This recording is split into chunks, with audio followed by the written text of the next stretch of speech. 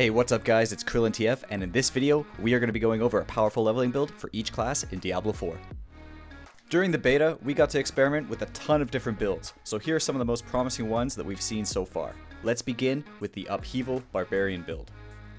So this is a really unique build. It utilizes Flay, Upheaval, Leap, Rallying Cry, War Cry, Challenging Shout if you're hardcore, Death Blow, and Call of the Ancients. To play this build, you simply use Flay to build Fury and apply Vulnerability, and then cast Upheaval as your burst DPS on high density mob packs, elites, or bosses. Use Leap for positioning and extra Fury regeneration, and also be sure to keep optimal uptime on all your shouts as that boosts your damage and your defense. Death Blow is a great way to gain Fury when used on low health mobs because it resets its cooldown on kill, and offers 20 Fury per cast. Use this strategically.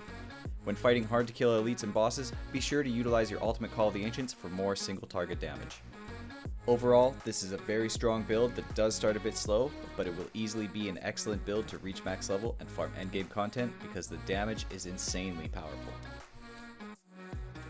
The next powerful build we're going to go over is the Corpse Explosion Necromancer.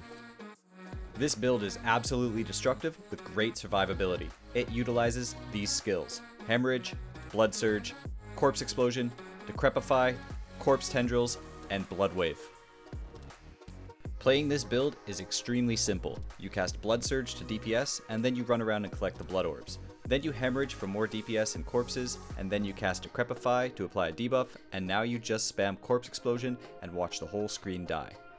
When you're using Corpse Tendrils, it allows you to put all the monsters into a close area to allow for maximum DPS and monster positioning, and your ultimate skills, they aren't entirely necessary with this build, but if you decide you want one, be sure to utilize Blood Wave for extra DPS and extra survivability. Overall, this Necro build is extremely powerful, but it does require you to be aware of positioning and to make sure you have corpses available to maximize its potential. The next leveling build we are going to be going over is the Lightning Hydra build for the Sorcerer. This build is extremely strong and it utilizes Arc Lash, Chain Lightning, Teleport, Hydra, Fireball in your enchantment slot, Ice Armor, and then Frost Nova. Playing this build is very easy. You drop your Hydras and you cut around getting enemies to gather together, allowing Fireball's enchantment effect to have its maximum efficiency. Then you cast Frost Nova to crowd control and apply Vulnerability and spam Chain Lightning. Be sure to use Ice Armor when you need a defensive and Teleport to position yourself correctly. This build definitely favors density as the AoE is quite insane. Overall, this is an excellent leveling build and will also be great at early endgame farming. The next leveling build is the Tornado Druid. This build utilizes Wind Shear, Tornado, Earthen Bulwark, Trample, Wolves, and Hurricane. The remaining skill slot can utilize whatever you'd like to suit your playstyle. Playing this build is quite fun and simple. You use Wind Shear to regen large amounts of spirit and then cast Tornado. Keep in mind the tornadoes have to be aimed and can hit or miss a target depending on their trajectory. They also cost large amounts of spirit, so at first this build's damage output is a bit low. Use Earthen Bulwark as your defensive as it makes you immune to crowd control and gives you a damage absorption shield. Trample doubles as a movement skill and a crowd control immunity skill, so use it wisely. Keep your wolves up as often as you can for added DPS and a buffer for enemy damage, and use Hurricane for big damage in large density areas or for elites and bosses. Overall, this is a super fun build that scales up as you get better spirit regeneration, and it's definitely going to be a starter for farming early endgame dungeons.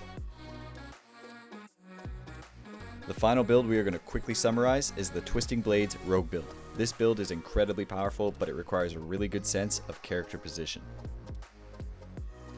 This build utilizes Puncture, Twisting Blades, Dash, Shadow Step, Smoke Grenade, Shadow Imbuement, and our ultimate, Shadow Clone. Playing this build is a bit trickier than other builds because of the way Twisting Blades works. To start, you use Puncture to apply Vulnerable and build energy. Cast Twisting Blades and be sure to position yourself correctly so the blades pierce the enemies upon returning to you. Dash gives you 2 charges to move around quickly, and Shadow Step gives you the ability to move around via teleportation. Shadow Imbuement increases your core skills damage and has it add extra effects. Utilize Smoke Grenade as a defensive, and be sure to use Shadow Clone for more DPS on bosses and elites. Overall, this build is amazing to play, but you have to be vigilant of your positioning to maximize its damage output and its full potential. That's it for the video, guys. If you enjoyed it, please like and subscribe and hit the notification bell so you don't miss any of our upcoming Diablo 4 content. And as always, feel free to drop a comment below and let us know your thoughts or any suggestions for future videos. Thanks everyone. See you next time.